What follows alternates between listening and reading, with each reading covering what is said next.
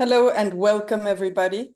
It is a great pleasure for me to welcome you on this occasion to this really very endearing and very high-level event.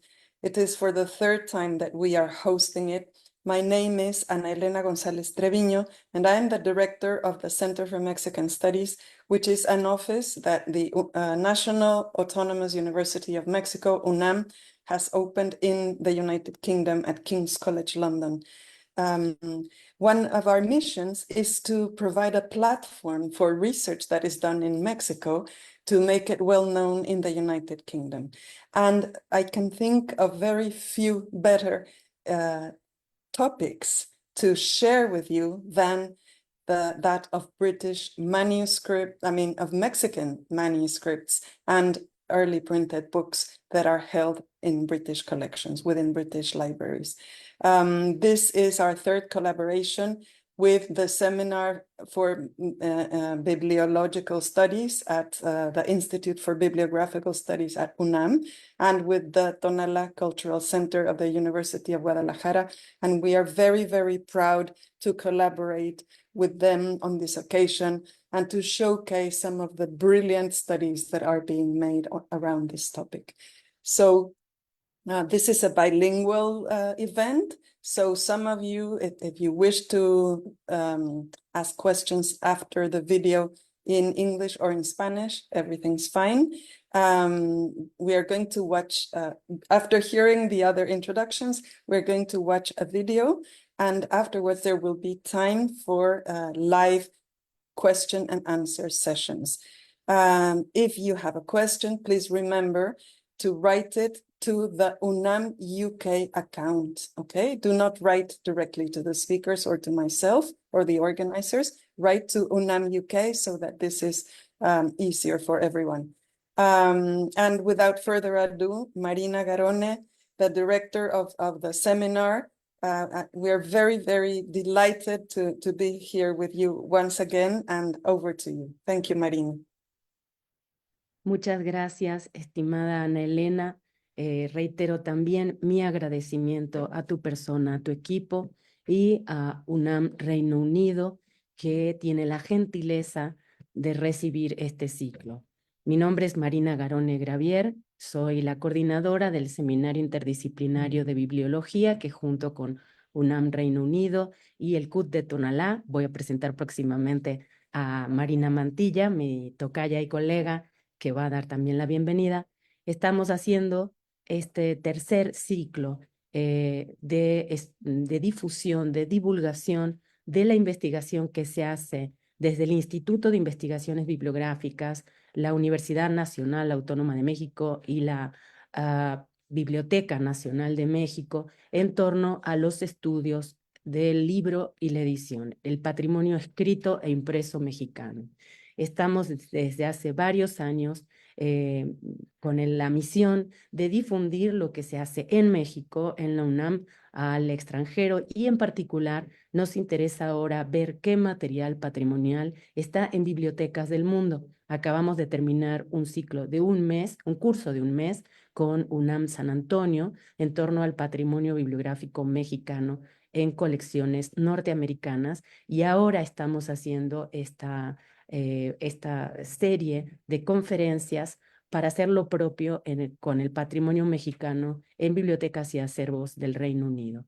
Para nosotros es fundamental compartir estas experiencias, escuchar de la voz de los estudiosos lo que nos puedan enseñar, y también escuchar las preguntas de los asistentes, los interesados en estos temas, para seguir ahondando en aspectos de nuestra cultura escrita e impresa que quizá hoy no conocemos. Esto lo hacemos como una misión de divulgación, es una actividad totalmente gratuita y libre, y agradecemos muchísimo el apoyo para llevarlo a cabo de los respondientes, de los comentaristas, colegas del Reino Unido, que han sido fundamentales para dar este precioso marco.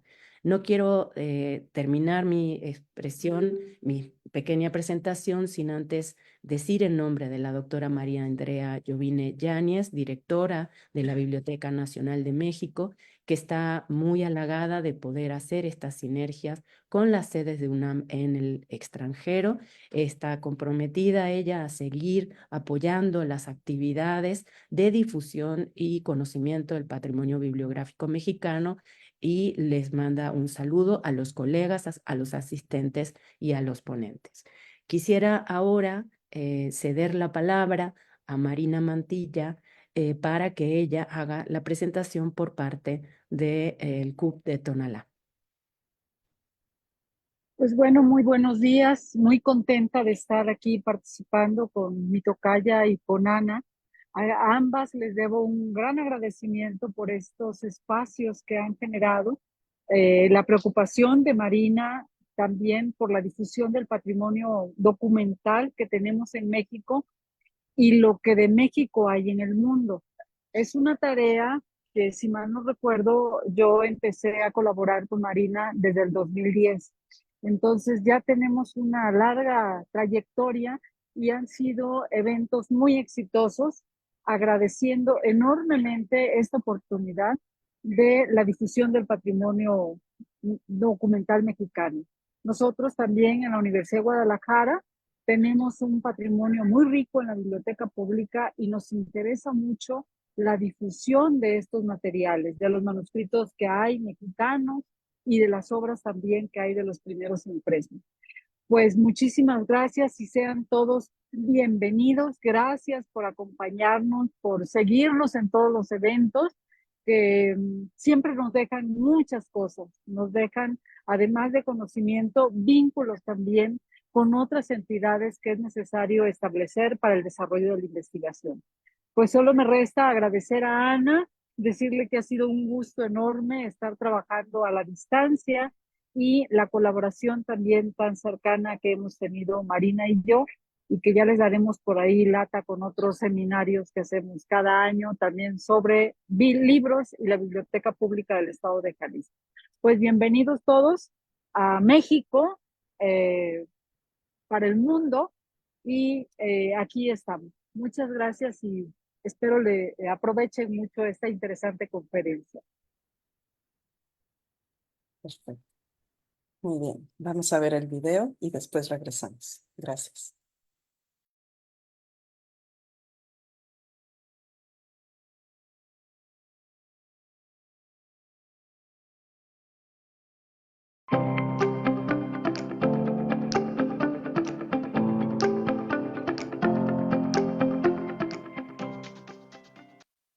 Hola, me llamo Tesio Rosas. Soy investigador postdoctoral en el Instituto de Investigaciones Bibliográficas de la UNAM. Me da mucho gusto iniciar este ciclo de conferencias que abordan el patrimonio documental de México en el extranjero. La presentación que voy a hacer se titula Códices Mesoamericanos en acervos del Reino Unido. Espero que lo disfruten. Iniciaremos nuestro recorrido con un preámbulo histórico conceptual. Posteriormente, revisaremos cuáles son los acervos que tiene el Reino Unido en los que conservan códices mesoamericanos. Preámbulo histórico conceptual. Cuando pensamos en el continente americano en su época antigua, sabemos que existieron múltiples culturas que se desarrollaron a lo largo de milenios. En ese tiempo hubieron una secuencia de culturas y hubo también regiones donde se concentraron esas culturas que se les conoce como núcleos culturales y que se pueden considerar aquel que se encuentra en los Andes y otro más que se encuentra en el norte en Mesoamérica. Sin duda en la región andina encontramos culturas verdaderamente antiguas que prácticamente desde hace 4000 años hay presencia arquitectónica, pero de hace 2500 años encontramos una cultura que se llama Chavín, que desarrolló un sistema gráfico muy especializado. Encontramos registros en distintos formatos, en piedra, en este caso es un caracol marino que se llama Strombus, en el que encontramos un ejemplo de esa registro gráfico visual que para algunos especialistas consideran que podía dar paso a un sistema de escritura, algo que no sucedió en el sentido de una escritura como un sistema que refleja gráficamente los sonidos de una lengua. En cambio, encontramos un camino diferente que pasando más de 1000 años después, se desarrolló un sistema cada vez más abstracto que llevó a la creación de un sistema de registro mnemotécnico a partir de lazos que se hacían nudos, que se les conoce como quipus. En este caso estamos viendo un quipu de la cultura wari, que es previa a los incas, y que ya da muestra de un sistema de registro que era sumamente portátil y estaba diseñado precisamente para recorrer lo que posteriormente se conocería como el Tahuantinsuyo. Del otro lado del hemisferio, en Mesoamérica, encontramos un camino distinto. También vemos que hay registros visuales de personas, en este caso. Si se dan cuenta, en la imagen podemos ver a una persona con un báculo y en la parte baja hay otra persona hincada y si ven con más detalle pueden ver que está amarrada de los brazos, es decir, que se trata de un prisionero. Además de este registro visual, encontramos del lado izquierdo una serie de casillas o celdas que están concentrando el sistema escriturario, que son jeroglíficos mayas. En este caso, los signos representan sonidos de una lengua, que en este caso es maya, y es lo que podremos considerar en estricto sentido como una escritura. Si bien en este caso estamos viendo una pared que fue tallada sobre la piedra, también podemos ver que se registró en otros soportes. Aquí vemos en la parte baja el Códice Maya de México, que es un papel indígena, es decir, de tradición indígena que se le conoce como amate, sobre el cual se plasmó una escena que también recuerda a la que se está viendo en Palenque. Podemos ver un personaje que tiene una lanza y en la parte baja tiene un lazo. No se alcanza a ver mucho, pero es un prisionero. En el otro folio también encontramos otro personaje que también tiene una lanza y en la parte baja también tiene un prisionero. Es decir, es la misma escena que estamos viendo y que está representando las conquistas de los pueblos. En el margen izquierdo podemos ver el sistema calendárico que acompaña al códice y justamente este es un sistema de escritura que se plasmó en soporte flexible y que se les conoce como códices. Este tipo de registro escriturario en un soporte flexible solamente se encuentra presente en Mesoamérica. En el resto de las Américas no existe un soporte similar con un sistema de escritura. Entonces, cuando hablamos de libros antiguos de las Américas, estamos concentrándonos en el área de Mesoamérica. Entonces, cuando uno piensa en un códice mesoamericano, seguramente puede uno tener esta idea de este códice maya en el que está plegado en biombo y se puede ir, digamos que extendiendo en forma de acordeón. Posiblemente menos conocido o tal vez no identificado es que un libro de este tipo, encuadernado, y que tiene escritura alfabética latina, en este caso en castellano, también es un códice. Posiblemente aquí tenemos un poco la confusión entonces de qué es un códice. Por eso quiero recuperar un poco la definición de códice.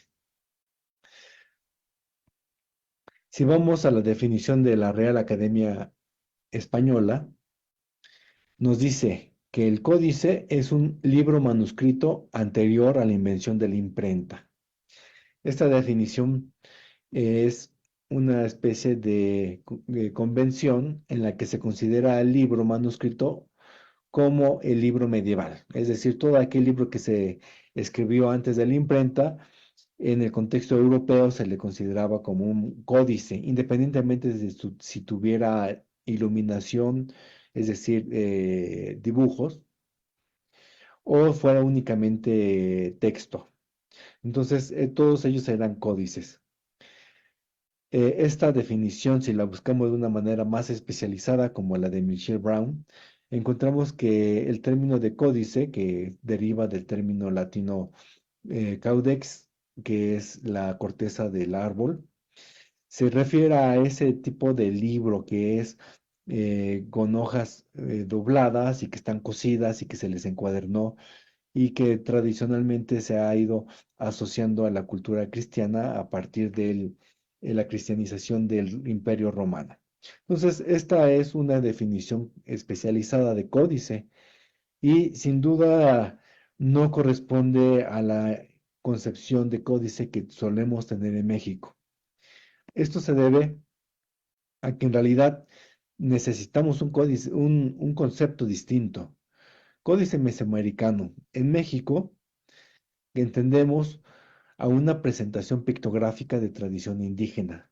Es decir, a ese manuscrito siempre le tenemos que asociar una presentación pictográfica, lo cual no estaba en la definición formal que vimos de un manuscrito anterior a la invención de la imprenta, que podía ser que no esté con elementos icónicos, puede ser únicamente texto. También en México podemos encontrar combinación con este texto alfabético latino con esta forma paralela de tradición pictográfica prehispánica. Esto va a suceder prácticamente en la época colonial. Por lo tanto, el códice en México se entiende tanto antes de la imprenta, estamos hablando que la imprenta surgió aproximadamente en 1450, es decir, estaríamos pensando códices prehispánicos, pero también después de la aparición de la imprenta, y eso entraría a la época colonial en México. Entonces, en México se ha dado separación entre lo prehispánico y colonial como el eje central de concebir a la temporalidad de un códice. Si lo vemos esto de manera más gráfica, encontramos que un códice, que puede ser un libro manuscrito anterior a la imprenta, en México también puede ser posterior a la imprenta. Encontramos de muchos del siglo XVI, del XVII e incluso ahí todavía del XVIII. Es algo que pasa varios siglos, la invención de la imprenta de Gutenberg. Si bien el convencional imaginario que tenemos es el prehispánico, en estricto sentido, este sí es anterior a la invención de la imprenta, no todos o la mayoría de los códices no son de esta época. La gran mayoría son coloniales que tienen elementos pictográficos, pero que también pueden tener elementos textuales. A esto se les conoce como códices mixtos. Se integran los elementos pictográficos de tradición indígena con modelos estéticos que provenían ya de Europa, algunos pues de tipo medieval o renacentista, se les agregan textos latinos. Es decir, ya involucra una serie de elementos que le dan una mixtura a un códice no solo en contenido, sino en temporalidad, en materialidad. Y es por esto que la diversidad y versiones que existen en México de los códices son muy diferentes a la definición formal de códice. Una vez llegado a este punto, podemos pasar a revisar qué códices mesoamericanos existen en acervos del Reino Unido, enfatizando que son aquellos que tienen elementos pictográficos, porque sin duda hay más manuscritos que únicamente presentan texto alfabético, posiblemente en lengua indígena como el náhuatl, pero que en estricto sentido, como lo entendemos en México, no sería un códice, sino un manuscrito escrito en lengua indígena, y un códice mesoamericano tendría elementos pictográficos. Ahora bien, pasemos al Reino Unido. No creo que sea sorpresa que la mayoría de los códices mesoamericanos se encuentran concentrados en Londres y en Oxford. Esto tiene que ver con cuestiones históricas, políticas, coloniales, imperiales. Pero también encontramos otras bibliotecas o museos que también tienen códices de origen mesoamericano. Entre ellas encontramos de las ciudades de Liverpool, de Manchester, de Windsor y de Glasgow, de Belfast. Vamos a ver con más detalle estos acervos. Comencemos en Oxford. Pues en The Bodleian Library encontramos unos de los códices más emblemáticos de nuestra historia de México. Tenemos, por supuesto, eh, el Códice Mendoza, que vamos a ver en un momento, pero tenemos otros que también son bastante importantes. El Códice Mendoza fue elaborado en el siglo XVI, acerca de 1542, y en su folio inicial de pictografía encontramos este elemento o esta escena que es verdaderamente recuperada en México. Tiene que ver con la fundación de México Tenochtitlan. Ahí se puede ver el águila sobre la piedra y el nopal. A un lado se ve un personaje que es Tenoch y está hablando justamente de esa fundación de Tenochtitlan. El Códice de Mendoza tiene otra sección en la que registran los tributos que se daban a Tenochtitlan. Podemos ver en esta caja maíz, estas cositas redondas, blancas, es maíz. En este caso, del lado derecho es frijoles negros. Los puntitos son chía y se está mostrando una cantidad que se estaba tributando. Por ejemplo, aquí dice Oaxaca, es los tributos que daba Oaxaca a Tenochtitlan.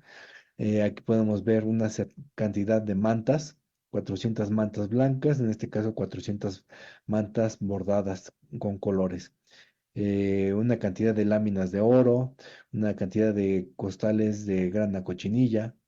Entonces, esta es una segunda sección que tiene el Códice Mendoza y que tiene una versión hermana en la matrícula de tributos, un códice que se encuentra en la Biblioteca Nacional de Antropología e Historia en México. Una tercera sección en el Códice Mendoza se muestra en este ejemplo de vida cotidiana. Aquí podemos ver a un padre y a una madre, a un hijo y a una hija. El hijo o el pequeño niño tiene 3 años, como se pueden ver en estos numerales, y se indica que estaba en esta edad comiendo media tortilla. Lo mismo sucede con la niña de 3 años que también comía media tortilla. Al cumplir los 4 años, como se ve en la parte de abajo, ya empiezan a tener labores cotidianas. En este caso, el niño está ayudando con el acarreo de agua y ya aumentó su consumo de media a una tortilla. De forma similar, la niña de 3 años ya come una tortilla completa y está practicando con cuestiones de tejido, en este caso de hilar. Este es un carrete de hilo. Son ejemplos de la vida cotidiana de los aztecas. Este códice ha sido bastante recuperado, principalmente por el símbolo de la nación mexicana, pero es uno de los códices más emblemáticos. Se encuentra en Oxford. También en este lugar se encuentra el Códice Bodley, que este es de época prehispánica y es de tradición mixteca. Es una temática o tipología que se le puede considerar histórico genealógico, porque narra la historia de la expansión mixteca. El catálogo de la biblioteca nos menciona esto que está a mano derecha. Dice que está escrito de forma de bustrofedon, que es una especie de camino que se refiere al camino que hacían los bueyes en el cultivo y va como dando vueltas. Es un camino muy tradicional en la área mixteca. De un lado se narra una historia, genealogía de Tilantongo, y del otro lado, al voltear el códice, tiene otra genealogía de Achiutla. Entonces tenemos dos historias paralelas corriendo de cada lado del códice. También en la misma biblioteca encontramos otro códice prehispánico. En este caso es de una tradición que también tiene algo que ver con la mixteca, pero ya se ubica en una tradición que se le llama Puebla Mixteca y su contenido es de tipo mántico, es decir, adivinatorio, con elementos rituales. La biblioteca nos menciona que está basado en el calendario del Tonalpóhualli, que es un calendario ritual y que tiene elementos de rituales. Si estamos considerando que se usaban con fines mánticos o adivinatorios, podríamos pensar, por ejemplo, en este escorpión, que podría ser un elemento negativo en este proceso adivinatorio. Pasando a otro acervo, ahora vamos a Liverpool. Y me voy a este acervo porque ahí se encuentra el códice Feyerabd-Meyer, que está muy vinculado al anterior códice y también es de tipo mántico. Aquí podemos ver esta presentación. No es Bustrofedon como le estábamos viendo en el Mixteco. Este es de tradición Puebla Mixteca. También es de tipo adivinatorio ritual. En la parte superior podemos ver una serie de diosas que se les puede considerar genéricamente como Tonantzin. Pues, tienen senos y tiene los pliegues del abdomen como se representa a una madre, en este caso está lactando. Y en la parte intermedia una barra que tiene que ver con los días del calendario. Tres agua, tres serpiente, tres cocodrilo. Y en este caso, su inferior, podemos ver un personaje que es un cortador de leña o leñador. Tiene aquí su hacha. Esta es una especie de árbol que tiene figura de cipactli o de cocodrilo. Está cortando, es una interpretación que se puede hacer. Y del otro lado parece ser un cazador que tiene una piel de jaguar en su especie de canasto y está aquí con una serpiente. Estos elementos se podrían considerar de índole humana y es momentos o espacios donde la ritualidad tendría un sentido. En la parte de arriba estamos viendo escenas con diosas, en este caso todas con la maternidad. Aquí parece ser nacimientos que no llegaron a buen término. Se ve la sangre que está cayendo y el rostro de la madre es una muerte. En el segundo caso vemos una madre que indica a un niño que está ahorcado por el cordón umbilical y que hace referencia a el corte de este cordón. Y en el tercer caso, muy interesante, es una madre que está lactando, pero es una madre diosa. Y podemos notar que es en realidad un maguey, una especie de cactus del cual emana la flor que se le conoce como quiote, y es la misma diosa y le está dando de lactar al niño. Hace referencia también a la bebida como el pulque, del cual se raspa el núcleo de este cactus para sacar este producto que es color blanquizco.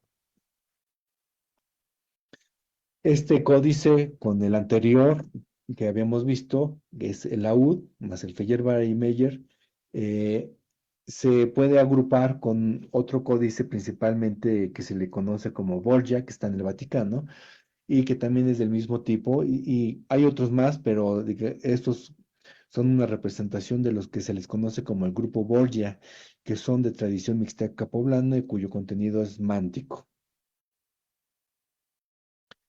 Ahora pasemos a la región geográfica del Reino Unido donde se concentra la gran mayoría de códices mesoamericanos. Y estamos hablando de British Museum. Ahí encontramos importantes códices prehispánicos y coloniales y que de hecho con este puro acervo podemos ver una continuidad histórica desde la época prehispánica hasta el fin de los códices mesoamericanos indígenas al término de la colonia. Vamos a ver algunos ejemplos, no todos, pero nos van a dar una idea de qué tipo de documentos tiene The British Museum. Empezaremos con uno prehispánico, que es el Códice Suchen-Utal. Este, como pueden notar el parecido a uno que ya hemos visto, también es de tradición mixteca. Y igualmente tiene este camino, narración de Bustrofedon, que estas líneas rojas ayudan a marcar el camino y va bajando, subiendo en este caso. Y en este caso narrativo, también encontramos una tipología histórico-genealógica. Se conoce que el tema o el momento que se está narrando es del siglo XI, porque está presentando la historia de un gobernante guerrero que podemos ver en esta parte, que es Ocho Venado, Garra de Jaguar.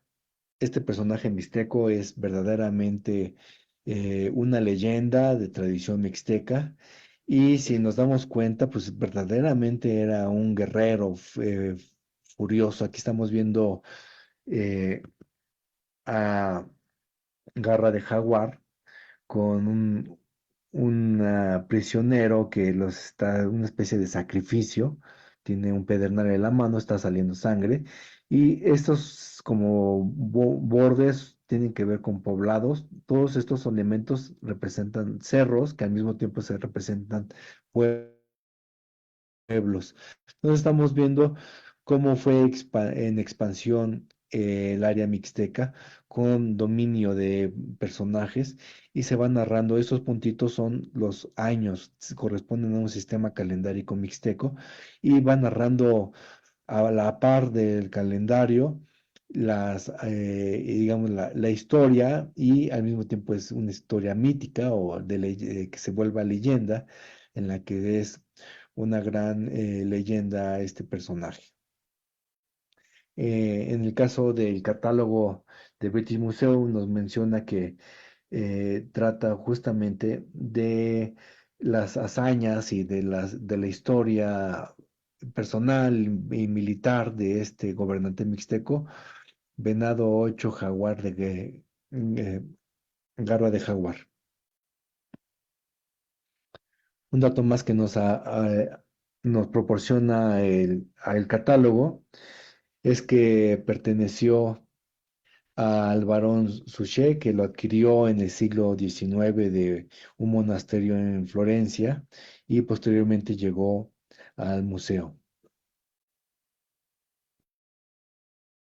Continuando en este mismo acervo, tenemos el Códice Kingsborough, que ya es de la etapa del primer contacto colonial, la etapa temprana, cercano a 1550, en la que se estaban readaptando o haciendo una transición al modelo económico, político colonial y se requerían información, datos, particularmente preocupaban elementos económicos como los tributos. Aquí podemos ver cómo se estaban conjuntando elementos, muy parecido a lo que vimos en el Códice Mendoza con la sección de tributos, pero ya en la época colonial y que posteriormente se tenían que llevar hacia digamos que a distintas áreas del gobierno español en la Nueva España.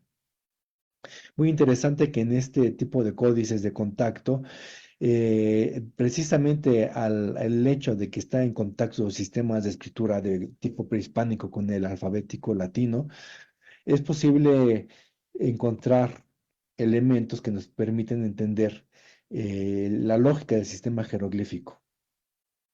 En este códice que describe el área de Texcoco y Otumba, encontramos una tradición texcocana jeroglífica que en este ejemplo podemos ver muy claramente. En el signo jeroglífico que está, digamos, conectado con el personaje, con una línea, y este signo jeroglífico que es un antropónimo que da el nombre de la persona, está de una forma que permite su lectura de forma alfabética, que se llama Temi, este personaje. Y la lectura es con este glifo que es una piedra o tetl, más una flecha mitl. Entonces se junta la lectura y es Temi. Este tipo de, digamos que, traducción de sistema jeroglífico a alfabético que está a un lado, justamente estaba pensado para que las autoridades españolas pudieran entender la escritura indígena de los indios, como se le conocía, o pinturas de los indios, pero actualmente es algo que nos ayuda a los investigadores a conocer más sobre el sistema y la lógica jeroglífica, en este caso de tradición náhuatl texcocana. Muy interesante este códice Kingsborough. Continuando en este acervo, tenemos el códice Oban, que es también del contacto cultural con el mundo indígena y el europeo. Se elaboró cerca de 1576.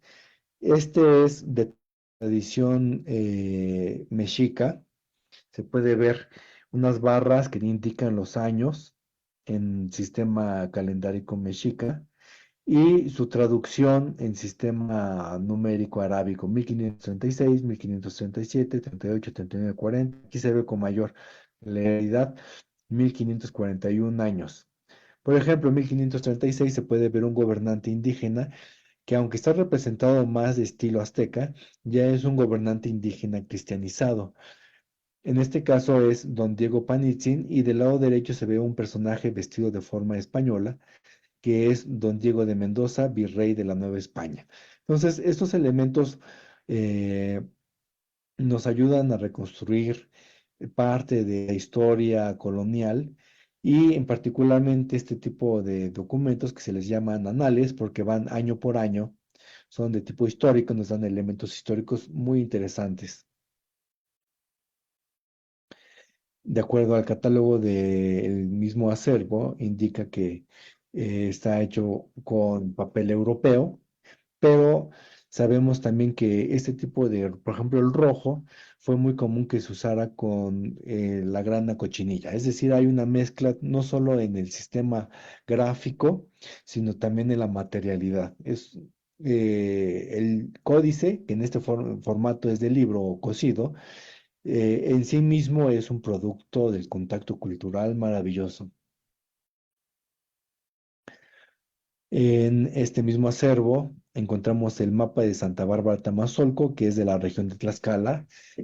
Existe la duda de qué época es. En el texto, que se puede ver que tiene elementos alfabéticos, pero está en lengua náhuatl, aunado a elementos icónicos de tipo cartográficos, pero todavía de tradición mesoamericana. Estos caminos con huellas son muy convencionales de la época prehispánica, varios elementos, y se utilizó en uso legal. En este caso es de la región de Tlaxcala, y aunque está de forma cartográfica, tenía fines legales, como dice el propio catálogo del acervo, es pintura de propiedades de descendientes de los señores de Tlaxcala, que se está usando en una lucha que llevaron nobles indígenas en el siglo XVI para conseguir beneficios en un nuevo sistema colonial derivados de su linaje prehispánico.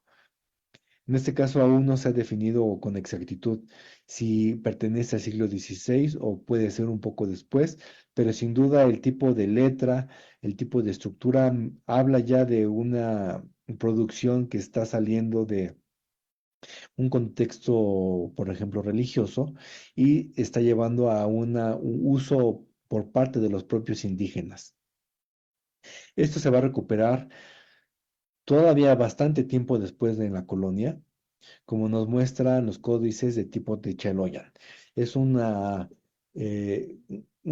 tipo de documentos que surgió ya de forma tardía, ya cercano a 1700, en la que los pueblos ya bastante cristianizados, pero que se identificaban como pueblos nativos, empezaron a hacer documentos en papel nativo de amate o de maguey, y narraban los linderos de su pueblo, sus recursos productivos, y enfatizaban su carácter cristiano. Por ejemplo, aquí podemos ver la iglesia de San Pablo, Huixhuapan, y es parte de esta búsqueda de definir los límites de su pueblo, y con ello definir también la propiedad que tenían aquellos pueblos. Es decir, son códices que estaban pensados con un fin legal, pero que al mismo tiempo tenían tantos elementos culturales del pueblo que se convirtieron en verdaderos registros etnográficos.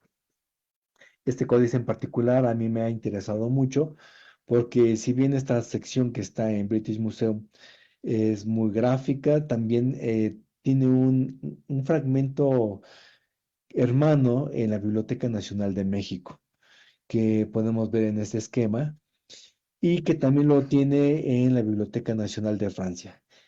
Dicho de otro modo, los fragmentos que podemos ver en British Museum con esas clasificaciones, más este que está en Francia y el que está en México, en realidad son fragmentos que fueron mutilados en algún momento histórico y se repartieron. Es algo muy interesante en términos de la dispersión bibliográfica y que tuve oportunidad de ya plantear toda una conferencia sobre este códice el año pasado, justamente en esta iniciativa de la UNAM en Reino Unido. Espero poder pasarles la liga a esta presentación que hice el año pasado.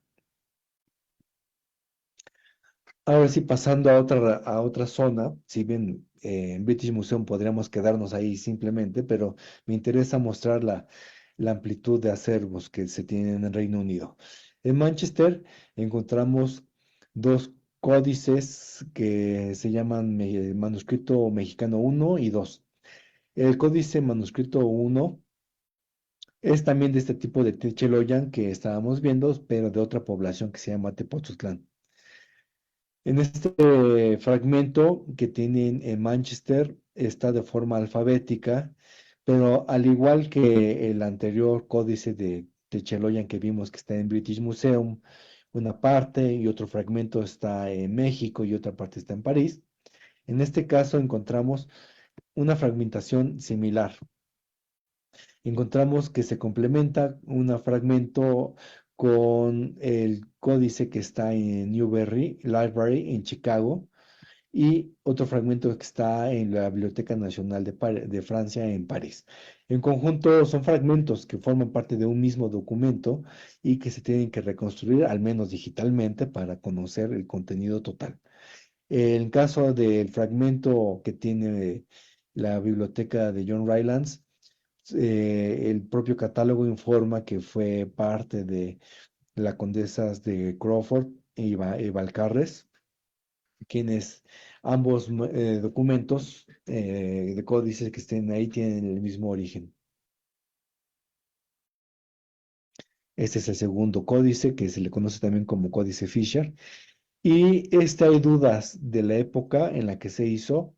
El papel es indígena, de tradición indígena como amate, y lo que parece ser la misma estructura que estamos viendo en los códices Techeloyan, figuras humanas con elementos textuales en náhuatl, y no se ha estudiado mucho para determinar con exactitud la época en la que se hizo.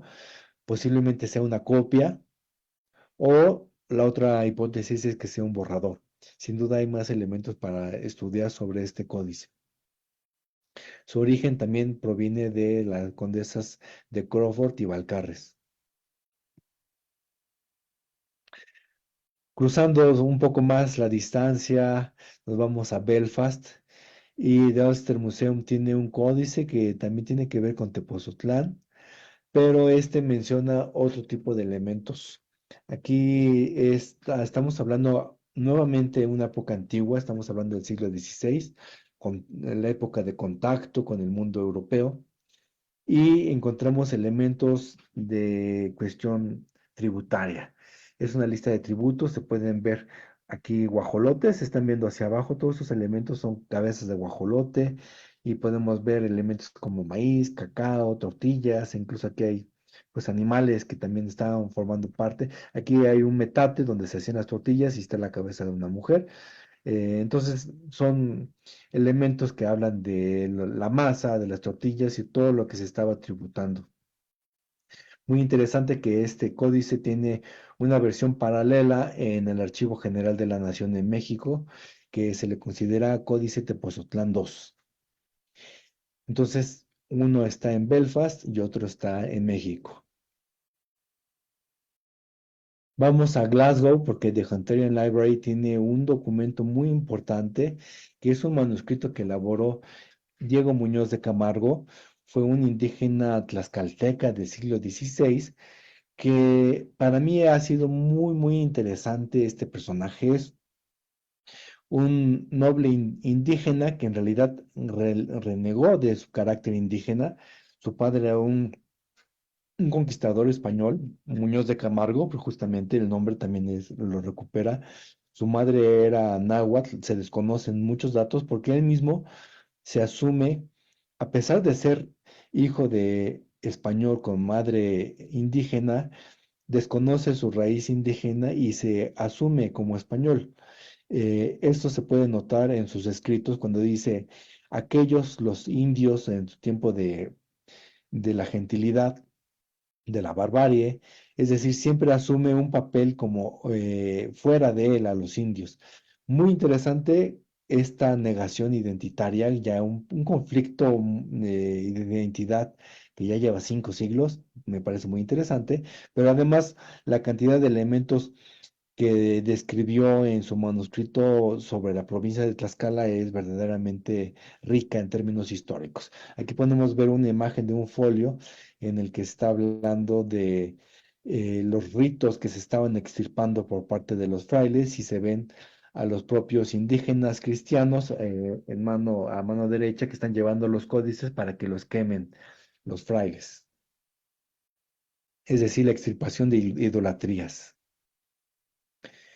Por último, vamos a ver en Windsor, en el castillo de Windsor, que hay un manuscrito que es el Libellus de Medicinalibus Indorum Herbis, pero en realidad no es el original. Es una copia del siglo XVII que se mandó a hacer por parte del secretario del cardenal Barberini, que tuvo el documento en sus manos, y el secretario Casiano del Pozo mandó a hacer una copia que finalmente llegó al castillo de Windsor. El códice original es de 1552 y actualmente se encuentra en la Biblioteca Nacional de Antropología e Historia de México, pero por varios siglos estuvo en el Vaticano. Y justamente también es un códice emblemático porque cuando se reanudaron las relaciones diplomáticas entre Vaticano y México, el Papa Juan Pablo II entregó este códice a México como parte de esa buena fe. Entonces, con esto hemos llegado al final de nuestro recorrido sobre los acervos en Reino Unido. Podemos notar que esta diversidad, no solamente regional en Reino Unido, sino particularmente el contenido de documentos, este tesoro bibliográfico, los documentos y la relevancia histórica, cultural, lingüística para México es verdaderamente extraordinaria. Los códices que se conservan en el Reino Unido en conjunto implican un tesoro muy rico que junto con los que se encuentran en la Biblioteca Nacional de Francia y sobre todo con los que se encuentran en México, verdaderamente hacen un tesoro histórico de documentos. Me da mucho gusto que hayamos podido llegar a este punto y yo quisiera agradecer la invitación para participar en este ciclo de conferencias en las que celebro que se esté trabajando en entender, en estudiar y comprender esa riqueza bibliográfica de México en el extranjero. Muchas gracias por su atención.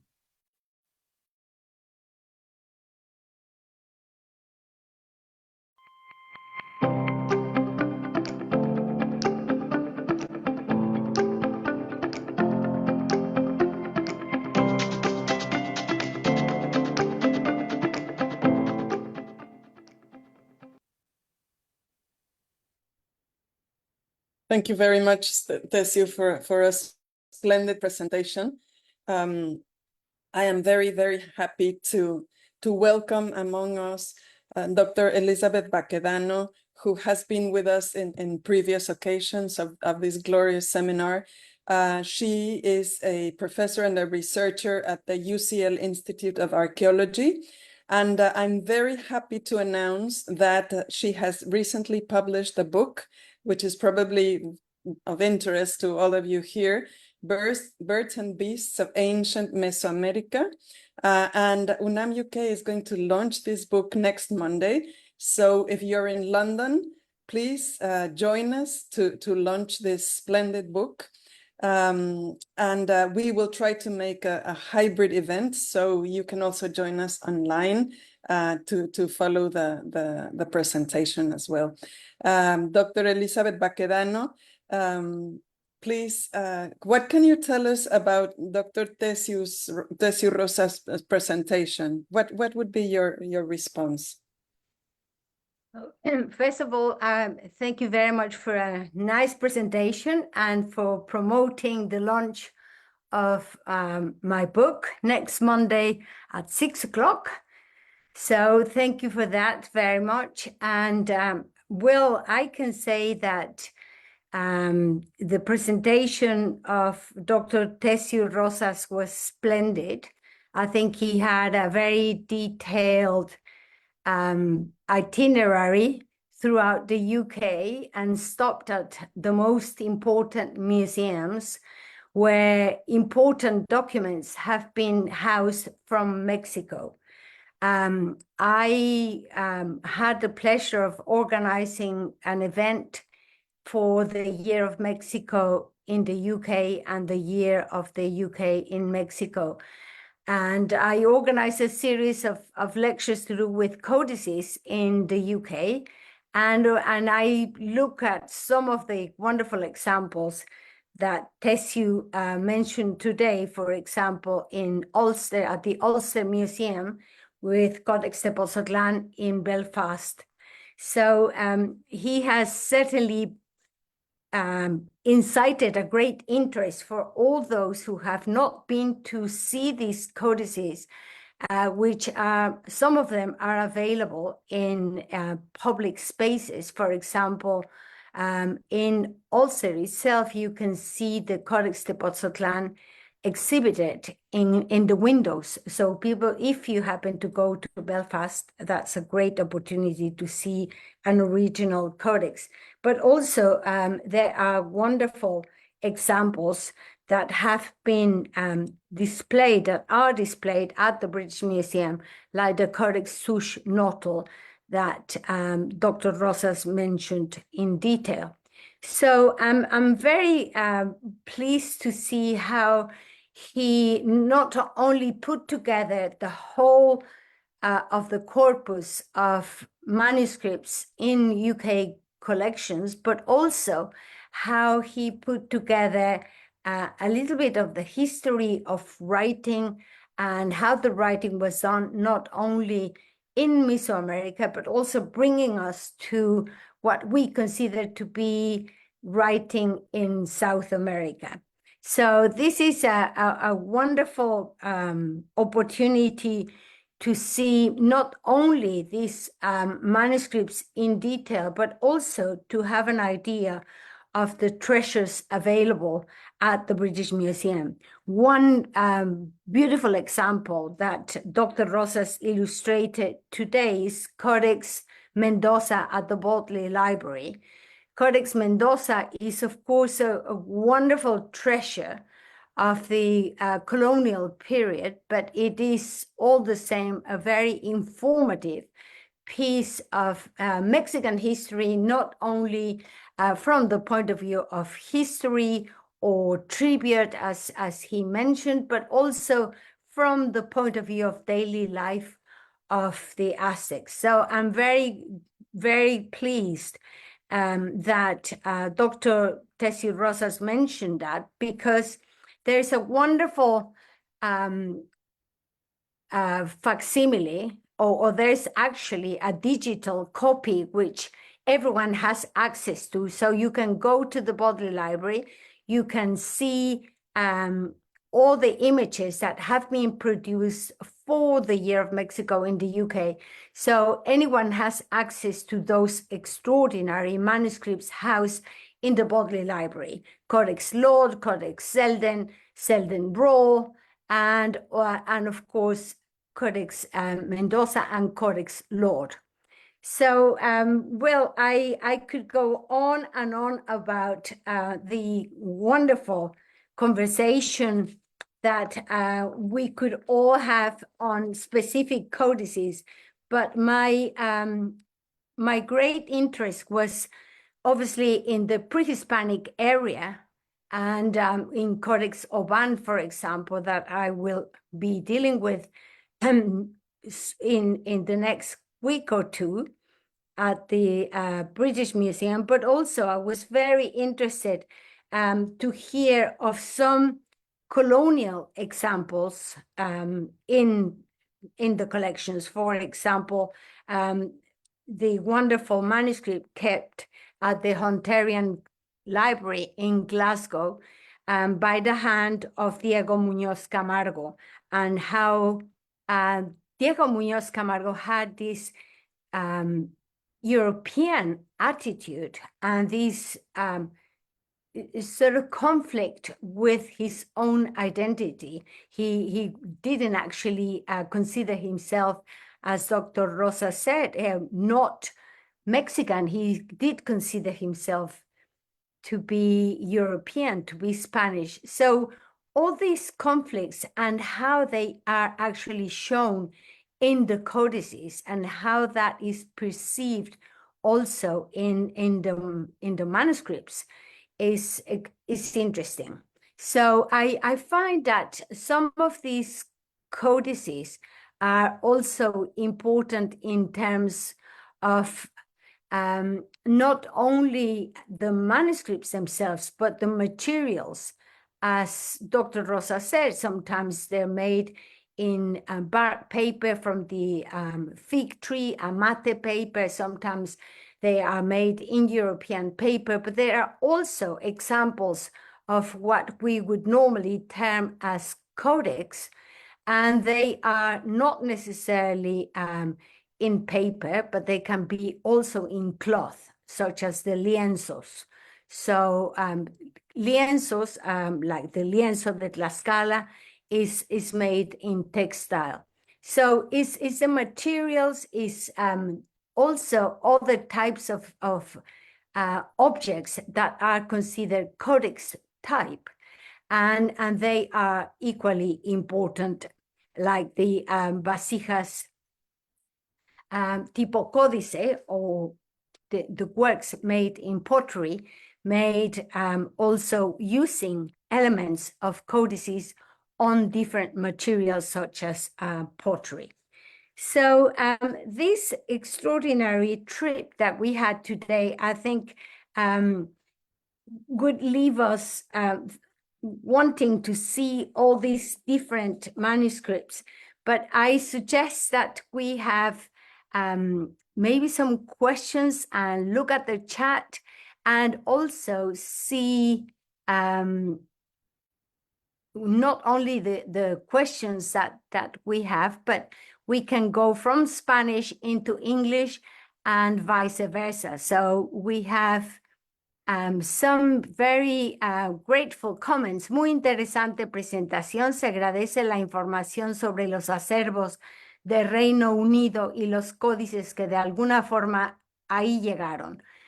Tendría dos preguntas. Una sobre la parte terminológica. ¿No será que se están agrupando en un término genérico a varios documentos de diversa índole? En el estado actual de los estudios, ¿no sería pertinente ahora separar o diferenciar grupos de documentos? Por ejemplo, ya Perla Valle decía agrupar algunos de los códices como jurídicos por su uso legal, y por otra parte en los procesos históricos. Se podría hablar un poco de cómo llegaron los códices a esos acervos en el sentido de si son bibliotecas públicas o fueron de la realeza. Lo desconozco. Gracias. Bueno, pues esto es en sí sería varias conferencias y no solamente una conferencia para poder abordar términos jurídicos, procesos históricos, cómo se adquirieron por los diferentes museos estos acervos maravillosos, etcétera. Yo creo que esto sería realmente un trabajo impresionante, pero dejemos la respuesta a nuestro exponente del día de hoy. Tessiu, ¿qué opinas de esta pregunta? Bueno, primero gracias por tus comentarios, me parece maravilloso y que resalta la relevancia del acervo documental de México en el Reino Unido, que sin duda espero que se haya mostrado una pequeña muestra, un panorama general de que realmente son muy importantes, no solamente en términos estéticos hoy, sino históricos, incluso identitarios. O sea, realmente hay muchos elementos que nos hacen pensar en nuestro presente y que ya están en documentos, por ahí como mencionabas el ejemplo de Muñoz Camargo y la identidad mexicana, qué es lo que se entiende, los elementos simbólicos, por ejemplo, de Códice Mendoza, es decir, Reino Unido conserva un conjunto de documentos indígenas verdaderamente importantes y que muchas veces no son tan conocidos, algunos más, otros menos, y espero que esto, pequeña charla, haya dado un panorama, una muestra de esa relevancia. Entonces, bueno, muchas gracias por esos comentarios.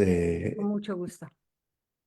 El- la pregunta que mencionan sobre los términos, sobre cómo se aborda estos documentos, sin duda coincido que es un objeto de estudio en sí mismo el qué conceptos se utilizan para clasificar este tipo de documentos. Esto abre la problemática más allá de los acervos que hay en el Reino Unido, sino a la propia área de estudio sobre documentos indígenas, códices, que muchas veces son utilizado el término de forma muy amplia. Sin duda hay subclasificaciones que tienen que ver tanto la temporalidad como el uso que se le dieron y de ahí deriva mucho qué tipo de escritura se está plasmando. Es algo que he tenido la oportunidad de trabajar con los documentos que hay en la Biblioteca Nacional de México para tratar de hacer una tipología más afinada eh, y poder subclasificar las áreas que son las legales, las religiosas, las lingüísticas. Es decir, hay varios elementos que se pueden ir subclasificando dependiendo de cada acervo. Entonces es una tarea amplia y que implica un conocimiento de múltiples acervos. Es una tarea que está abierta. El mismo término del códice que mencionaba al principio, pues es un ejemplo de que los términos son flexibles y que permiten distintas interpretaciones. Eh, Tal vez les sirva un artículo que hice justamente reflexionando sobre la tipología de este tipo de documentos que en un momento comparto en línea por si tiene interés de profundizar en el tema, con mucho gusto en un momento lo comparto. El otro punto es sobre la proveniencia de los documentos. Este es súper importante en el tema. No quise extender la charla en este aspecto, pero puedo mencionar en general que los acervos muchas veces desconocen el origen de sus documentos en sus etapas iniciales. Es decir, si un códice fue elaborado en el año 1500, lo que tienen de registro a veces es de que, bueno, en tal museo ingresó en el año 1800, por decirlo de una manera, ¿no? Entonces, se adquirió de tal persona o que por primera vez apareció en tal catálogo de 1850. Esos son muchas veces los datos que se tienen, que se desconoce bastante del origen de cómo fue que llegaron estos documentos a los distintos acervos del Reino Unido. Y eso es muy importante, creo que esa es una línea entera de trabajar el conjunto, pero también cada códice en particular. En algunos casos sí provienen de donadores de realeza. Un caso es el de las, este ejemplar que mencionaste que pudiste revisar eh, sobre Tepoztlán. Tepoztlán, sí, en Ulster, que, que son trabajos en general que en varios casos fueron donados por elementos de la nobleza que en algún momento lo adquirieron. Hay que recordar que en el siglo XIX también el coleccionismo de documentos exóticos era una forma de prestigio y se adquirieron, eso pasa también mucho en bibliotecas norteamericanas y en algún momento llegan a los acervos que se hacen públicos, que tienen esos documentos. Entonces sí hay una em, vínculo con la nobleza en algunos aspectos, en otros muy lejanos, como el Códice Mendoza, eh, que fue elaborado por el virrey Antonio de Mendoza hasta 1541 y tenía la intención de que llegara al rey de España. Entonces, el problema fue que fue abordado por un barco pirata en su ruta en las islas de Santo Domingo y ese barco pirata era francés, por lo que terminó yéndose a la corte de Francia el Códice Mendoza. Después un geógrafo del rey Enrique II de Francia fue quien terminó con él, André Thebet, que después lo adquirió el capellán del embajador de Inglaterra en París, es decir, Hakluyt se llama este personaje y que terminó finalmente el documento en Londres. Eh, Finalmente, por varias adquisiciones, pasó por otro personaje que se llamó Samuel Purchas y cuando murió se pasó a Selden. Selden finalmente terminó en el documento en Bodleian. Es decir, en algunos casos se conoce bastante el- el- la trayectoria que siguió, pero son los menos. La gran mayoría se sabe poco de cómo fue todo el trayecto y en el mejor de los casos sabemos de los últimos 2 siglos, cómo es que llegaron a esos acervos, pero se desconoce de los siglos anteriores. Entonces, bueno, ese es un trabajo que hoy queda pendiente y es abierto a cada uno de los documentos. Pues creo que voy a tratar de traducir y abreviar un poco tu respuesta bastante detallada, así que trataré de hacerlo quizá menos detallada para acomodar otras preguntas que se te están acumulando, Tesio. Así que todavía te queda mucho trabajo. Well, it's now trying to summarize briefly a very detailed explanation of the question that was presented by one of the assistants to this very interesting lecture. Rodolfo Rosas was asking this question. And then when he actually mentioned what do we know about the classification of codices, how do we know what type of codices what type of codices we have? So Tessie explained that yes, there's certainly a lot of work that has been done and a lot of work that still needs to be done on the typology and classification of all these manuscripts. It is an open work and is by no means finished. It's an ongoing process as new manuscripts also get discovered or get to be studied by different institutions within well, in the world, not necessarily in the UK, but in this case, as we are dealing with the UK, it's interesting also to see that Tessiu published an article. Tessiu, hablaste de un artículo que tú publicaste que nos ibas a dar la liga y entonces quizás sea un momento conveniente para poner la liga para todos los que están interesados en este artículo y que, bueno, todos los que estamos interesados en este artículo.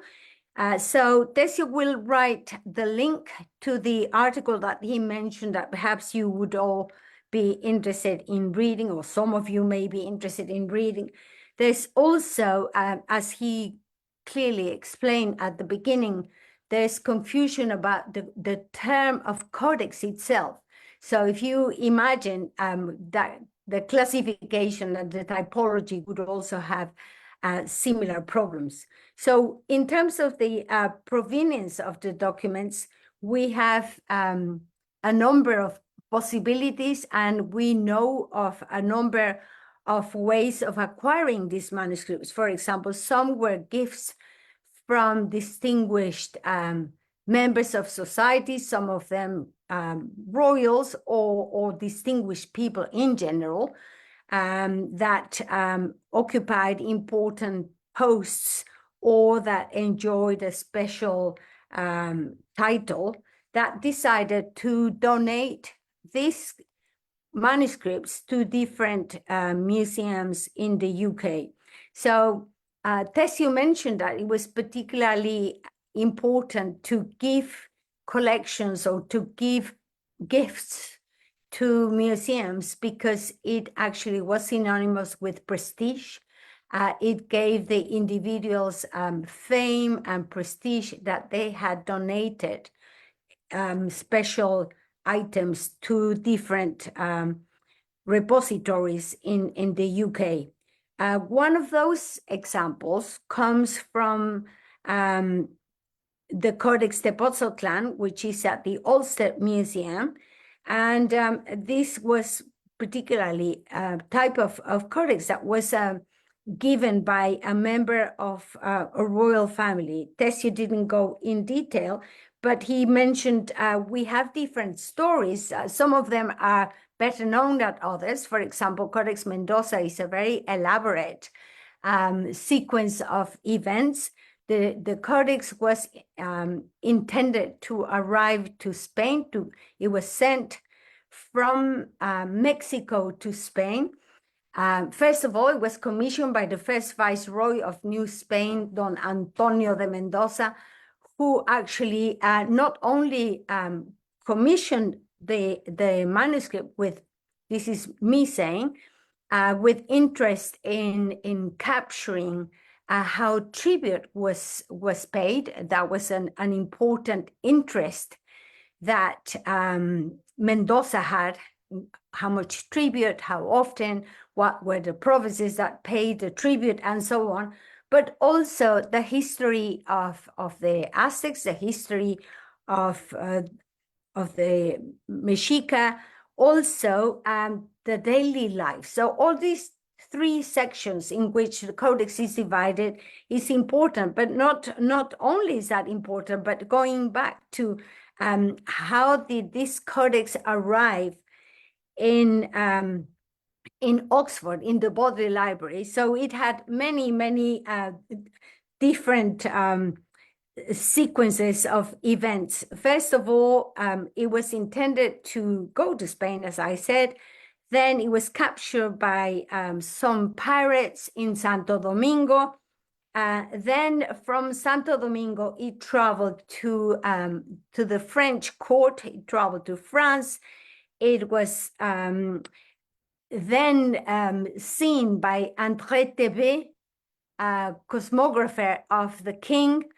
And then Hakluyt, a British ambassador, saw the codex, and then it traveled, it went to Samuel Purchas, and then to Selden. So as you can see, one particular document has a very long, elaborate history, and I'm not going into detail, what every person did or how they did in this sequence. But as you can see, just one codex can have a great number of stops along the way until it actually made it to the Bodleian Library, where it's gloriously kept and beautifully displayed in many occasions. And it's one of those codices that you can actually look in a digital form in excellent quality, like many other manuscripts that are held in that wonderful library, which is the Bodleian Library. Pues ya ahora podemos pasar a la siguiente pregunta. Hay otra de la misma persona, pero creo que le vamos a dar otra a otra persona. Hola, soy Aldair. Mi pregunta es, ¿se tiene conocimiento de códices conocidos, pero actualmente perdidos? Do we have any knowledge of codices that are known, but they have now been lost? This is the question from Aldair. Aldair. Sí, muchas gracias. Excelente pregunta, me encanta. Ese es como uno de los dolores de cabeza de los especialistas, que en algún momento vemos alguna referencia, pero después se desconoce dónde está. A veces es una cuestión interna, a veces hay movimientos internos en la biblioteca y que se pierde el rastro, sea de un traslado de British Museum a British Library o al revés, sea un cambio de la clasificación, que después se pierde cuál era, o a veces simplemente no se sabe qué fue lo que pasó. Ese es el caso de un fragmento que está en British Museum sobre el códice Techeloyan, que les comenté que el año pasado tuve el gusto de dar una conferencia sobre este ejemplar en particular, y que en el catálogo del siglo XIX mencionaba una sección que actualmente ya no existe y no aparece. No se sabe, digamos que en los catálogos actuales no existe esa sección, pero en el catálogo antiguo sí existe, entonces no se sabe qué pasó. Algunas hipótesis que me han proporcionado especialistas es que pudieron ser dañados en los bombardeos durante la Segunda Guerra Mundial. Eso pasa en algunos casos en Europa, en acervos europeos. En otros hay traslados. En la Biblioteca Nacional de México acabamos de encontrar justamente un manuscrito que trata sobre la genealogía de Moctezuma.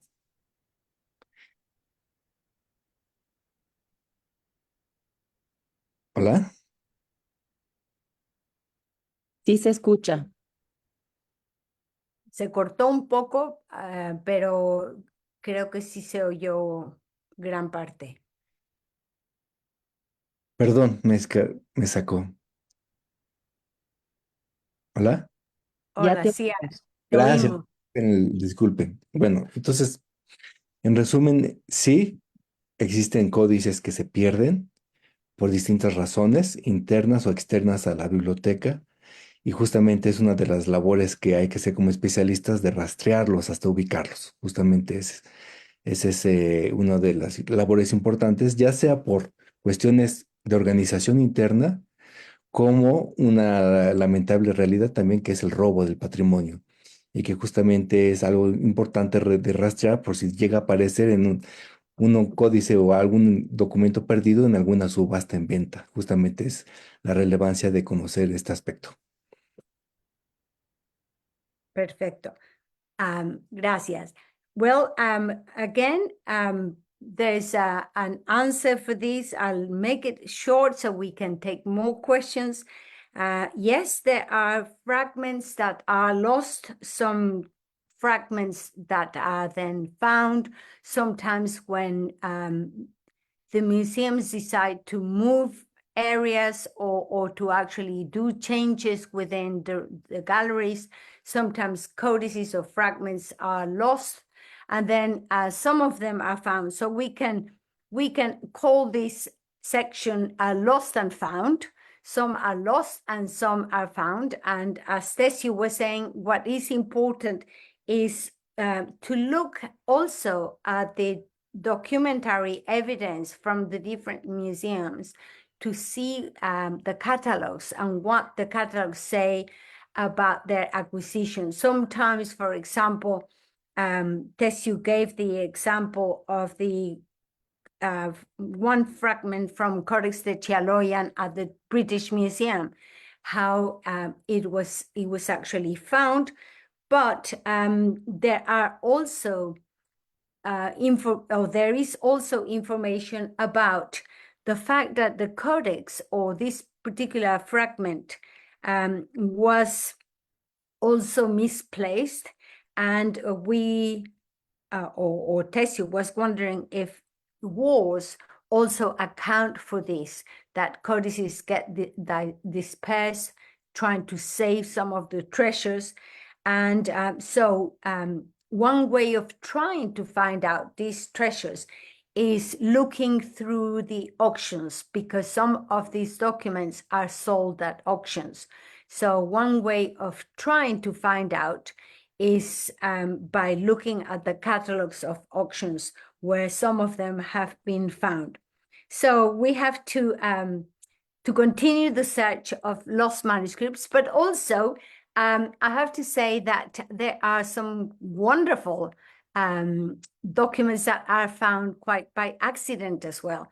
I remember Gordon Brotherstone, a great expert on codices, a great British scholar, who went to Ulster and he saw this Codex de Pozzotlán as a roll in a vessel, and he discovered it, took it out, and then that was the beginning of a very serious research.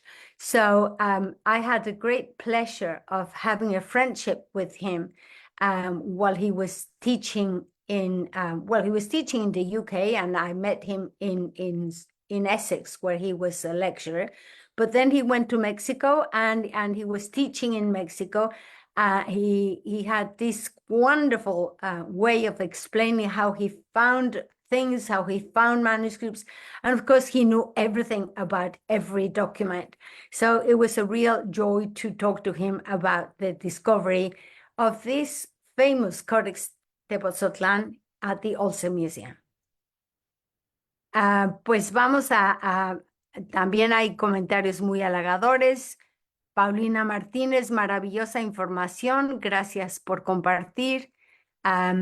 Elvia Carreño, interesante la accidentada llegada del Códice Mendocino a Europa, así como la interpretación que Atanasio Kircher, al parecer, fue uno de los estudiados en los siglos XVI y XVII. Atanasio Kircher. Okay. Osvaldo Rocha, gracias compañeros. Me gustaría compartir con ustedes, dice José Sherwood, me gustaría compartir con ustedes un facsímil digital que hice del códice Fetcher-Barry-Meyer. Si hacen clic en las flechas, podrán verlo por la página recto y verso. I would like to share with you a digital facsimile I put together of the Codex Fetcher-Barry-Meyer. If you click on the arrows, you will see everything page by page, recto and verso. So, well, thank you so much for that. That is a very great discovery and a very nice very nice to have that being shared by Jose Sherwood. Thank you. Sorry, Elizabeth, I would like to add that Jose Sherwood Gonzalez has collaborated with us on previous occasions, and he does an excellent job. So thank you very much, Jose, for sharing this with us. You can find the link in the chat as well for everyone to explore. Muchas gracias. So as you pueden ver la liga ahí, así que este es el momento de copiarla y será una gran adición a nuestras bibliotecas digitales. Muchas gracias. Perdón, yo no sabía que habías colaborado con ellos, pero pues si supiéramos todo de todo mundo, ya no tendríamos que hacer. Entonces, sigamos, aquí hay otras preguntas, a ver si alguien tiene, perdón, no por algún motivo no puedo bajar. Ya. Ya Tessio puso la información que nos había prometido, así que ya la tenemos ahí a la mano. Eric Haro, it has been mentioned that canvases like the one from Tlaxcala, I suppose the Lienzo de Tlaxcala, they must be equipped with codex type ceramics. can we really think that the use of both imply the same purpose in the rhetorical sense of their construction? That is to say, can we equate what was sought to be obtained by both, with both the canvas and the vessels? So, ¿quieres que traduzca la pregunta o tú la entiendes la pregunta, Tesio? Muy brevemente el contenido, por favor. Sí, Es que, dice, I would like to say something, pardon, sorry for the interruption. Please remember to address your questions to UNAM UK. Do not address your questions to either of the speakers or the other organizers. Dirijan sus preguntas a UNAM UK para que todo el mundo pueda verlas, so that everybody can see them. I think that is the reason. Creo que por eso es que no se ve bien. Sí, y ahora sí, por favor, el resumen para Tesio, Elizabeth. Muchísimas gracias. sí, well, it's actually, it says, it's been mentioned that canvases like the one from Tlaxcala, se ha mencionado que lienzos como por ejemplo el de Tlaxcala, supongo que se refiere al lienzo de Tlaxcala, deben ser equipados, pero no, equipado no sería la palabra correcta, deben ser equiparados con códices tipo cerámica. Podríamos pensar que ambos tenían el mismo propósito en un sentido retórico respecto a su construcción. Esto quiere decir, podríamos comparar lo que se buscaba en ambos materiales, tanto en la vasija como en el lienzo. Maravillosa pregunta, muchas gracias por resumirla. En los lienzos, para los que no conocen, en realidad hay un debate para saber si se consideran códices o no.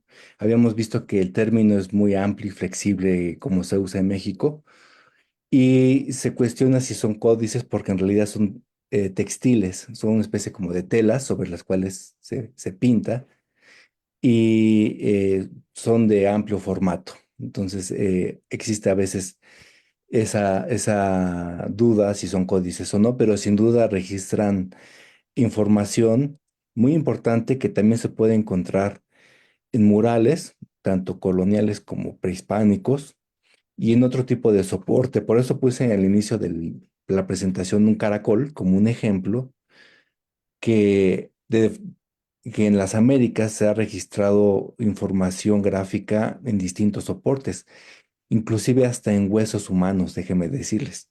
Entonces, si consideramos esta idea de soporte como un material que puede ser de muchos tipos, que contiene información, sí es posible hacer esa vinculación que menciona entre lienzo y vasijas o cerámica o murales, sin duda, son manifestaciones gráficas de una cultura. Habría que ir diferenciando la época y la región en la que se hace, pero sin duda se manifiestan distintas formas de soporte. Oh, muchas gracias. Eric, I think you understand both the Spanish and English, so I'll do it for the other people. I'll just translate quickly. Well, Tessie was saying that the question is whether the lienzo is considered or not to be a codex. And again, this is to do with classification that he spent some time talking about.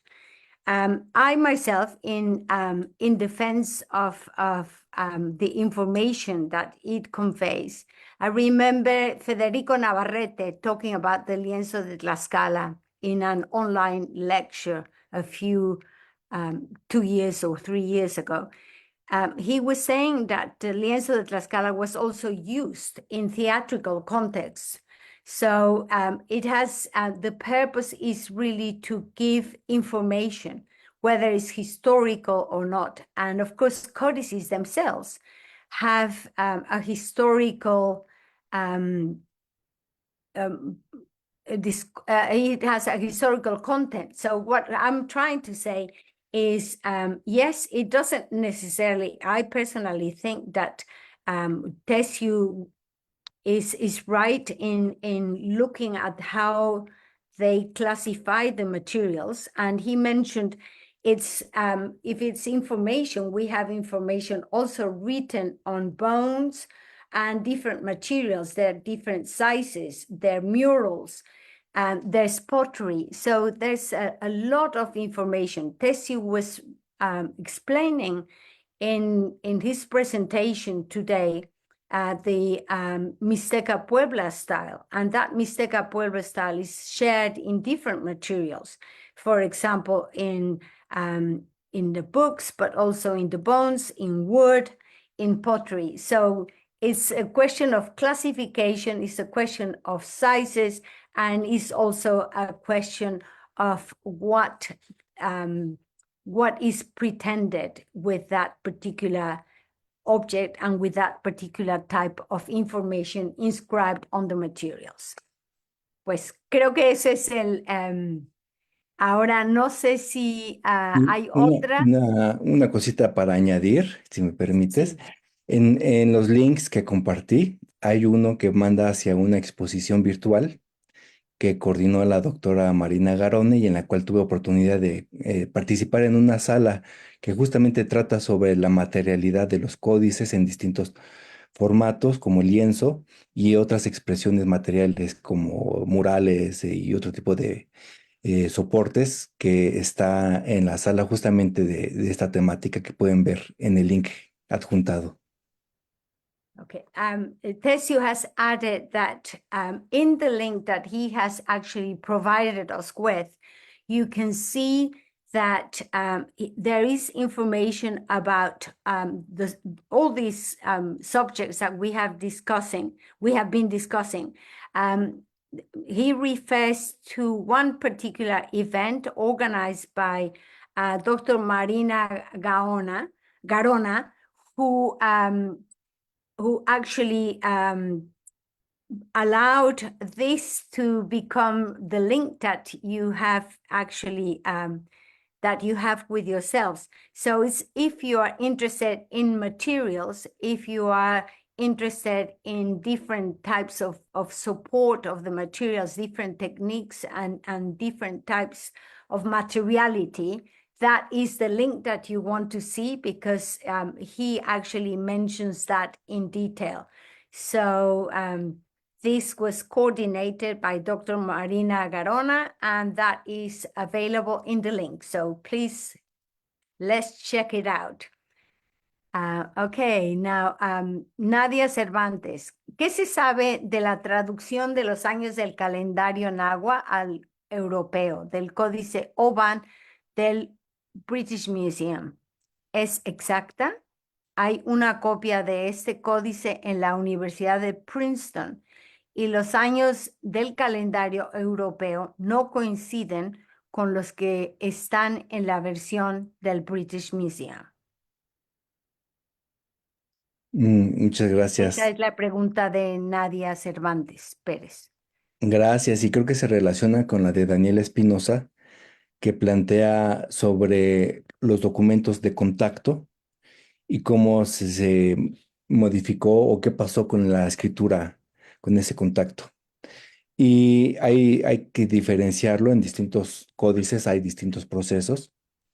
El de los años, que también sucede en el Códice Mendoza, existe una representación, digamos que azteca, por decirlo genéricamente, o de tipo de sistema prehispánico con puntos y un sistema calendárico que trata de representar los sucesos en paralelo al año cristiano y después se le encima el año de la era cristiana en números arábigos.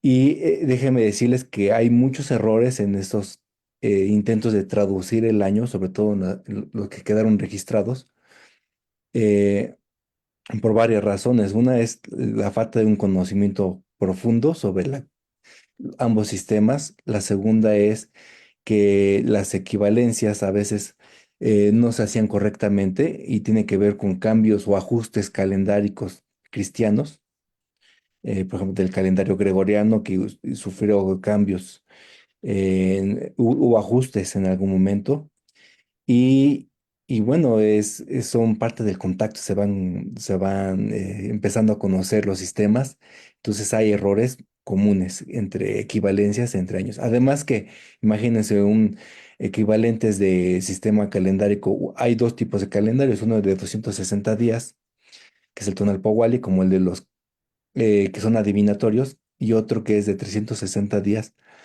más 5 adicionales que no siempre coinciden con el cristiano. Entonces, son distintos meses, distinto número de días. Entonces, es un reto no solo traducir por el hecho de cuál es el equivalente, sino hay una traducción incluso epistemológica entre sistemas calendáricos. Entonces, seguramente hay muchos errores y cada ejemplar merece un estudio particular para ver cuál es el punto.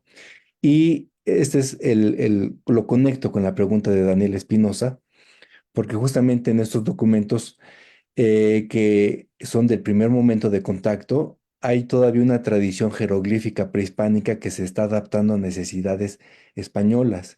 Esto pasa en los códices de tributos o incluso censos demográficos que se están haciendo, en la que empiezan a registrar jeroglíficamente elementos que no se registraban antes, posiblemente porque eran elementos que no se habían enfatizado, pero que por cuestiones económicas sí se requerían. Por ejemplo, nivel de productividad, el estado civil, por ejemplo, si son soltero o casado. Además hay que recordar que era diferente el tipo de matrimonio en la época prehispánica que en la colonial cristiana. Entonces, estos elementos jeroglíficos se empiezan a hacer más precisos en algunos casos, como los de tradición de Texcoco, que incluso muestran en los jeroglíficos la calidad productiva de la tierra.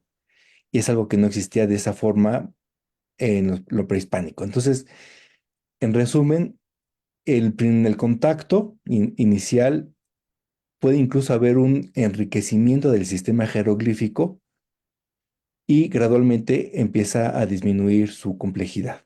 A grosso modo, podemos resumirlo en esto. Well, it's a very long answer, and it's really if I repeat everything that Tessie said, it's gonna take me 20 minutes, I think. Anyway, just to make it short, it's a very long and interesting question, and what Tessie has done is to link Daniela Espinosa's question with the very interesting question put together by the other person who was asking about the chronology and how this varies in Princeton and the example kept at the British Museum and how they don't actually coincide. So the question also was to do with why are there mistakes, and sometimes in codices you see dates crossed out and they don't coincide. So Tessie was saying that there were many problems with using the calendar because it was adopting also two different types of calendar, from the Gregorian calendar or with the Gregorian calendar. There were many changes, and that also produced changes in the dating system in the codices. So he mentioned that Codex Mendoza is one example where we see this happening, but I could also add that, for example, Codex Telleriano Remensis has a lot of different dates that are crossed out, and this is a very common thing in codices, that they don't understand the different dating systems. There were changes. And then Tessue made it clear that even within the codices produced in Mesoamerica, you have the Tonalpohualli of 260 days, or you have the solar calendar of 360 days plus 5 days. So 365 days and 260 days. So the Tonalpohualli or the books of fate and destiny, or the solar calendar. So even then we have two different dating systems as well. So, and Tessue also mentioned that the Spaniards produced changing in the production of codices because they were particularly interested in things that in ancient times in native Mexico, people were not interested in, like the social status where they were married or they were single. The Spaniards introduced this kind of thing. So recording whether people were married, whether people were single. There were certain needs that they had themselves, and they produced hieroglyphs that were not in use before and had to be adapted to all these codices. So the use of land and how the land was actually worked, also the division of land tenure, and not only that, but also tribute, which was of their main concern. You can see one example that Tesio mentioned during his presentation was the Codex Tepoztlán at the Ulster Museum, where you see that women were actually paid a lot less than men, and how many different types of corn cobs they received in one or the other. So you can see details about the status of women in that particular codex. So this is me adding to Tesio's reply, but in itself, it's a very long subject, and it's incorporating not only new dates or changing dates because of the lack of understanding of the calendars, but also it is to do with different types of hieroglyphs being created for different needs, particularly during the colonial period. Bueno, creo que hay otra, no sé si, Ana Elena, tú me dices cómo vamos de tiempo. Sí, yo creo que vamos resumiendo. Para concluir, nunca después de 2 horas de haber empezado, entonces tomando eso en cuenta. Muchas gracias. Perfecto. So we are probably...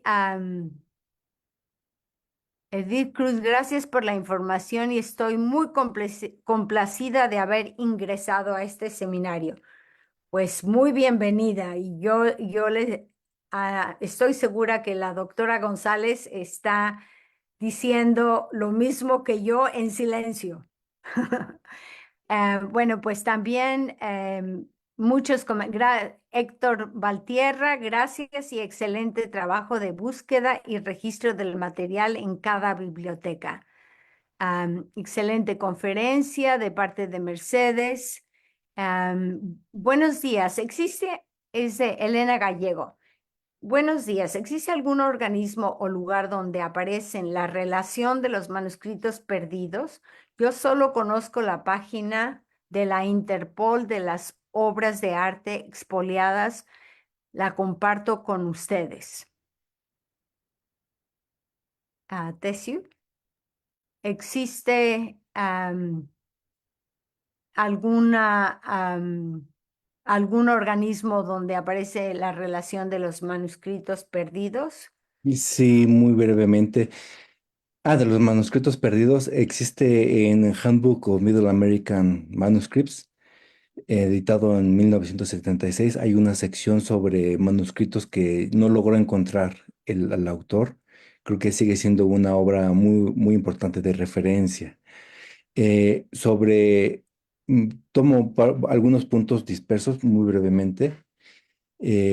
La mayoría de estos códices que hemos revisado no están digitalizados, tiene que ver con derechos de propiedad en las bibliotecas. En algunos casos sí son más accesibles, pero no en todos, hay que estar buscando. Y en la exposición que coordinó la doctora Marina Garone, tuve la oportunidad de hacer un pequeño recuento de algunos de esos códices en México y fuera de México, con links, al menos algunos facsímil que la doctora Garone acaba de escribir en un mensaje sobre esa liga a la exposición. Bueno, básicamente sería eso. Well, so basically, there is if anybody's interested in one publication that came out in the 70s, this is the Handbook of Middle American Indians. This is several volumes. I believe it's about 11 or 12 volume in the Handbook of Middle American Indians, where you have a section that deals with all these lost manuscripts. And this is a great source of information on these lost manuscripts. Also, Tessio has mentioned that in the exhibition where you already have the link for, organized by Dr. Marina Garone, she herself has put the link in the chat, so you can see for yourselves another source where you can have access to this particular question. So not all the museums, explains Tessio, actually kept a thorough record of all the manuscripts or all the codices. So some are registered in museums, some were not. So there's also work to be done. This refers particularly to the past rather than to the present, but the question is very much a complex one. So, well, we're closing, we are getting very close to the end of our time. So if anybody has other questions, I'm sure that through UNAM UK, you will be able to post your questions and get an answer to them. But Dr. Marina Garon-Gravier has actually put the link on the chat. So this is an important link as it brings the exposition shared by Tessio today. Well, I have the role of keeping track of time, and I would like to thank Tessio for his brilliant exposition today and for his clear and straightforward way of answering the questions in an illuminating way. But also, it's a great pleasure to work with him closely in this wonderful library, which is made of codices this evening.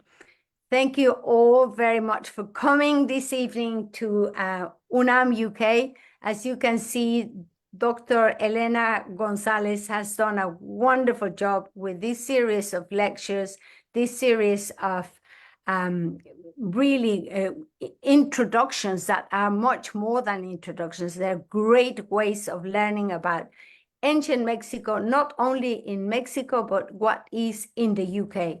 So, Doctora González Treviño, thank you so much. You do such a wonderful job. Thank you very much. Muchas gracias a la doctora González Treviño por su maravillosa sugerencia y por su maravillosa vigilancia de que todos estos temas se cubran con toda la sapiencia que produce México. Y pues muchas gracias a Tessio Rosas por esta maravillosa exposición.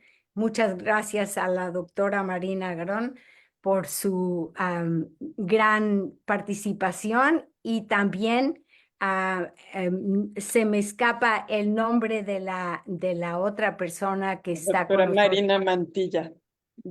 Sabía que era Marina, pero a la doctora Mantilla. Así que a todos, muchas gracias, que tengan una muy buena noche, y gracias a todos por participar y venir a esta reunión. Y a la doctora Baquedano por su excelente moderación, así como al doctor Tessio Rosas, también maravillosa la conferencia.